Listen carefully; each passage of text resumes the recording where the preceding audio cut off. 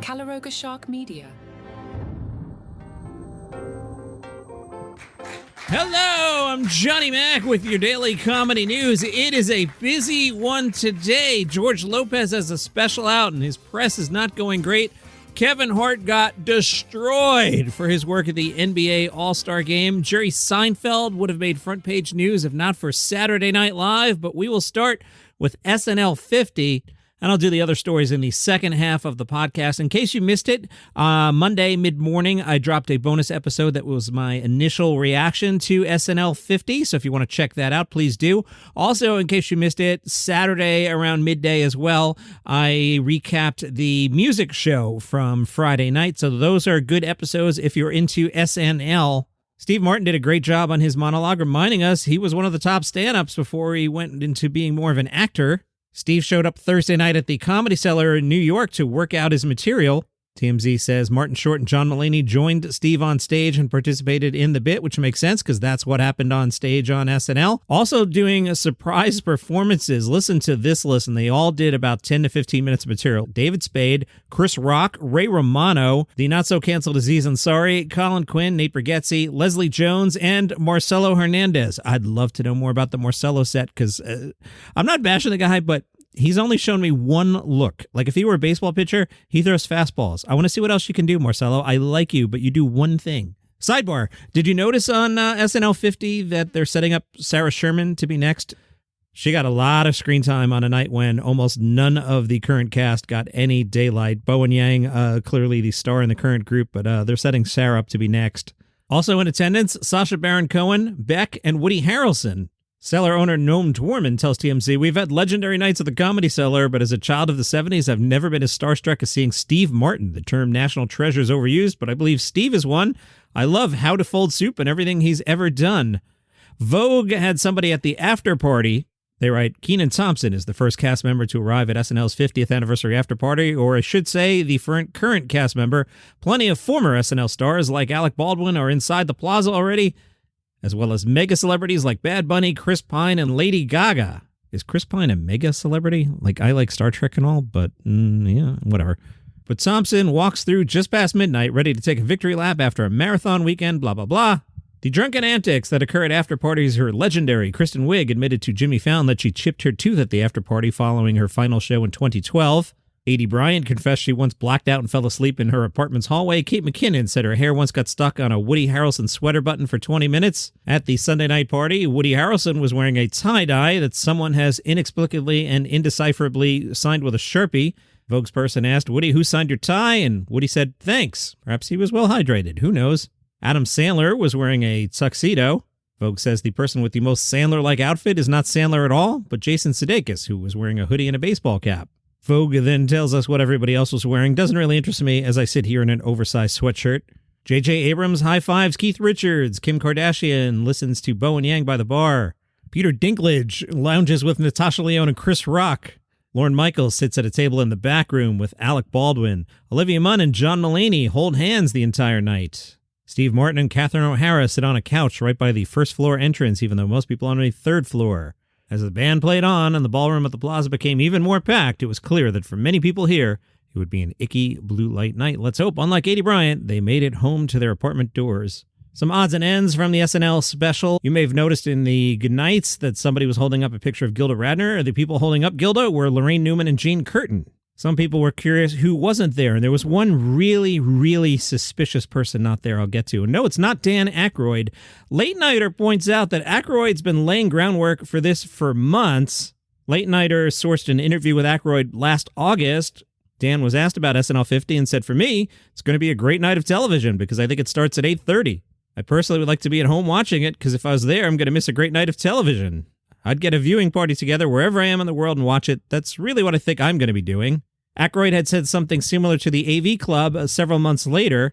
When asked if he would attend, "Well, it depends on how and when I'm invited, I guess. It depends on how I can serve. Let me put it that way. How can I serve them best? How can I serve Lorne and the whole enterprise best? That'll determine whether I go or not." There doesn't seem to be any bad blood. Dan tweeted over the weekend, "I'm so proud of being associated with my comedy alma mater and its dean, Lorne Michaels." Friday night at the homecoming concert, there was a tribute to the Blues Brothers, led by Jimmy Fallon. Puck News' Matthew Baloney had mentioned that Bill Hader was a, quote, polite decline.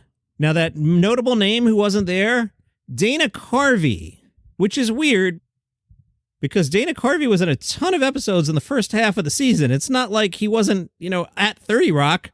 Late Nighter points out, Dana has not spoken out about the milestone anniversary on any social media platform. I wonder what's going on there. That's interesting to me. All this SNL media, I think, did a favor to Jerry Seinfeld. Jerry was asked by a social media influencer if he would take a selfie. Let's listen to what happened. Jerry, can I get a selfie? Sure. Free Palestine! Maybe? I don't care about Palestine. So you're seeing a couple headlines about that, but I think there would have been a lot more if not for all the SNL noise. Vulture did an article, every single thing that happened at SNL 50. I started to read it, and then I'm like, let me just do this live because I think it's interesting and I want to react to it, because the first thing I saw was from Jesse David Fox, who I guess tweeted, if anyone watching tries to read the tea leaves for who's taking over for Lorne, almost every sketch was from Seth Meyers' time as head writer or was by someone Meyers hired, save for Debbie Downer and Domingo. That's interesting. Jesse, again, head writers from the last 25 years missing from the credits, Chris Kelly and Sarah Schneider, Rob Klein, Anna Dresden, Adam McKay, Harper Steele. Vulture points out Tom Schiller's Don't Look Back in Anger is the only retro sketch shown in full at SNL 50. That's the one with Belushi and old age makeup. Bethy Squires points out no inclusion of Trump or Elon in the problematic guest segments, huh? Either was interesting. They didn't do any politics. I get if you don't want to get into Trump during the SNL 50, totally get it. But like Daryl Hammond doing Clinton wouldn't have been the worst thing. Farrell doing George W. wouldn't have been the worst thing. I don't know. Herschel Pangia wrote, how is it that Lauren doesn't watch this musical sketch, that's the Mulaney musical, and say this doesn't play to all 50 states? I don't think they cared. My take watching it, I felt like I was at the Groundlings in LA and they were celebrating themselves. Now, I say that having attended the Groundlings 30th anniversary show. Is that math right? Maybe it was the 20th, 25th. Anyway, long time ago, I went to one of the anniversary shows and they were just paying tribute to themselves. And I felt like that's what SNL did on Sunday night. They were celebrating themselves and we were allowed to watch. I don't think they tried to hand in the greatest episode of SNL at all time. I think there was some backslapping there, well-earned, no problem with it, but I think that's what we were watching. Jesse David Fox points out the American Girl Store cutaway with John Lovitz was pre-recorded. Lovitz was actually sitting with Sarah Sherman in the audience. Before the show, Kevin Nealon caught up with Fox News. Kevin said, when I started comedy, it was totally different. It was a totally different time and generation, and it was not as much short attention span. I can look back at some of the sketches on SNL, and they're a lot longer than they are now because of the short attention span. I also think comedy may have gotten a little more snarkier. People want snippets. People want more and more and more as quickly as possible. It's like a buffet. You got into these kids today. I think without social media, these comics wouldn't be known. They wouldn't be selling out arenas. John Lovitz echoed those sentiments, telling Fox News Digital he believes stand-up comedy is bigger than ever. Steve Martin was the first guy to play like arenas and stadiums, and then years later it was Andrew Dice Clay, and then years after that it was Dane Cook. Lovitz then talked to Midnight and said, they've become way more political than they used to be. I know those guys. They're all extremely nice, and they're all very talented and very funny, but they're focusing on politics. There were some technical snafus across the country. The show ran long. Now, I saw from Late Nighter Sunday, around 5 p.m. or so, Late Nighter had reported that NBC had told the affiliates, we're going to run over. So I'm sitting in the basement watching Hulu, The Shield, in case you're curious. I've been rewatching The Shield. Love The Shield. Michael Chiklis, founding member of the Mac Pack. We've talked about this. So I knew the show was going to run over. The show got cut off in at least Detroit and Houston. Bob Ellis is the general manager of WDIV, Channel 4, Michigan. He put out a statement. Now, I need you to pay really, really, really, really, really close attention to the statement. You ready? The statement from Bob Ellis of Detroit. I know the best way to address the error last night with the ending of the Saturday Night Live 50th anniversary special is with you directly. Pay attention. We sincerely apologize for cutting short the SNL special. This was not an intentional programming decision. It was simply human error, and we understand your disappointment. NBC had communicated to us Friday afternoon that the live show would run long with a scheduled end time of 11:15 p.m. We had our technical teams ready for this planned 15-minute overrun. When the show ran even later, we didn't make the real-time adjustments. And that's why the final 13 minutes were missed. Let me translate for you. That means we programmed the automation to cut off at 11:15 because that's what the network told us, and it never occurred to us that it might go over and nobody was on duty. All you had to do was pay a board up.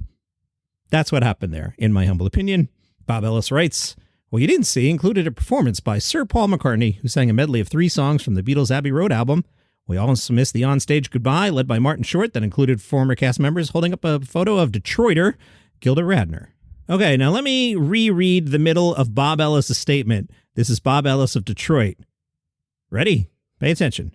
NBC had communicated to us Friday afternoon that the live show would run long, with a scheduled end time of 11:15 p.m. We had our technical teams ready for this planned 15-minute overrun, blah, blah, blah. Okay, you got that? Okay. Same thing happened in Houston.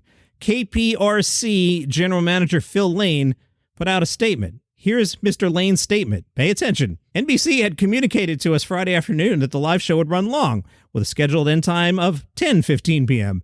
We had our technical teams ready for this planned 15-minute overrun. When the show ran even later, we didn't make the real-time adjustments, and that's why the final 13 minutes were missed.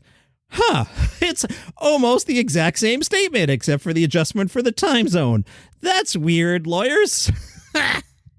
In other news, Decider with a wonderful headline, Abysmal Kevin Hart special, interrupted by sporadic basketball. Decider writes, I thought I was being smart when I turned the NBA All-Star game on 30 minutes late. NBA tip-off times are notoriously far afield of what is promised by TV listings, and I wasn't eager to spend any more time than was absolutely necessary watching pregame ceremonies or listening to Kevin Hart talk. 8:30 seemed like a good time to tune in, even if it meant I might end up missing the first few minutes of the first game. When the TV flicked on, the game hadn't started yet, and Kevin Hart was screaming at me. We can't blame everything on Kevin Hart here, but we can definitely get pretty close. He was installed as the in-game MC, and Hart seemed to be under the impression that because he and LeBron James pretended to like each other in commercials, he has a rapport with every star player in the NBA. The arena's PA system was turned over to him for portions of each game, which he used to attempt what I guess you would call NBA-themed roast comedy, as performed by a guy who doesn't seem to watch the NBA. He kept complaining about how the big men were shooting too many threes and demanding that they get in the box, delivering that uncanny collection of words as if they were a hilarious punchline. The Decider continues. I then watched an hour-long episode of a TV show and returned to the broadcast to discover I had only missed the second minigame. Then there was more of the second halftime show to come, more commercials, and then more of Kevin Hart vamping at midcourt. Eventually, the final game started, and after a few minutes of play, it was paused so that Hart could lead a drawn-out ceremony honoring the cast of Inside the NBA, who aren't dying, but merely moving to another network next season. Now, if you need a sense of how bad this was, I pulled a clip.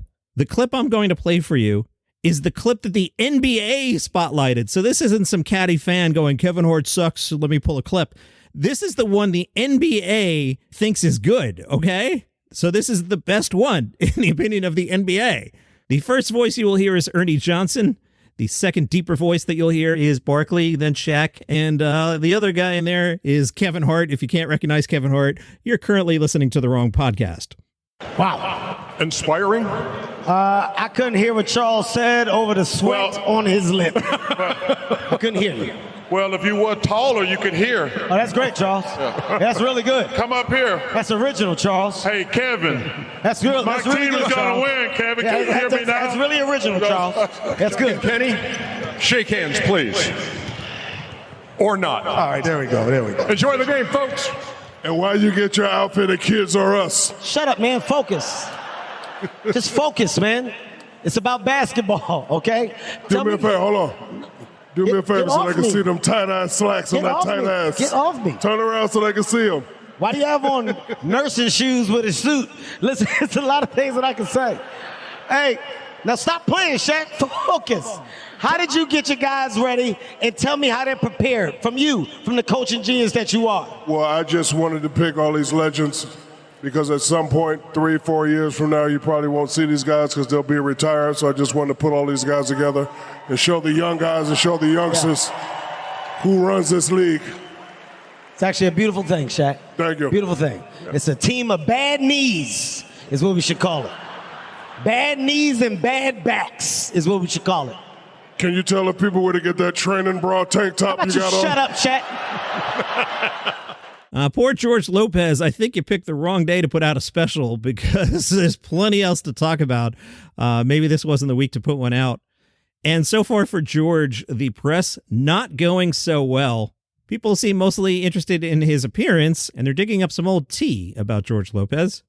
Anyway, on Amazon today, George Lopez Muy Catolico premieres across the hour. George shares his reflections on aging, Latino family dynamics, and cultural quirks, as I've said every time I've read that line.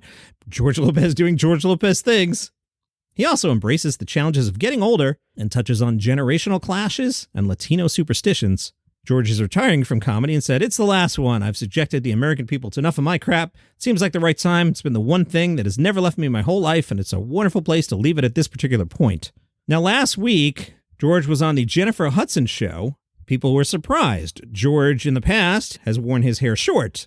On the Jennifer Hudson show, he was rocking bushy gray hair, and fans on Twitter were much funnier than the Kevin Hart NBA appearance.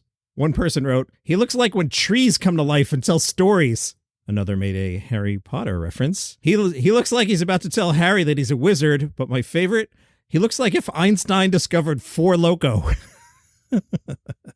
The Lopez press has got people talking about that time George Lopez got a kidney from his now ex-wife. George was told by doctors in 2004 he needed a kidney transplant. In 2005, the Lopezes made headlines when it was revealed that wife Ann had given George the gift of life by donating one of her kidneys. They got divorced a couple years later.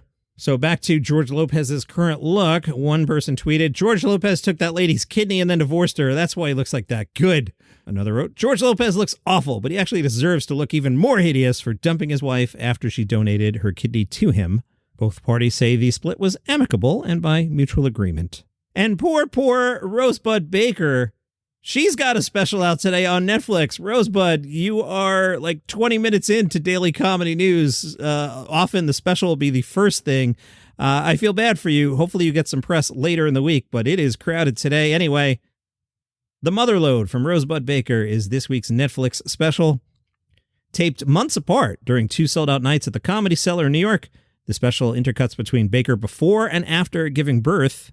Her set discusses the indignities of childbirth, the pros and cons of losing your identity in motherhood, generational divides of upbringings, along with coming to the difficult decision to retire from doing nice things for your male friend. And I'll leave it at that. And that is your comedy news for today. If you enjoy the program, tell a friend about it. They might like it too. I'm here 7 days a week. New episodes, 3:05 a.m. Eastern. See you tomorrow.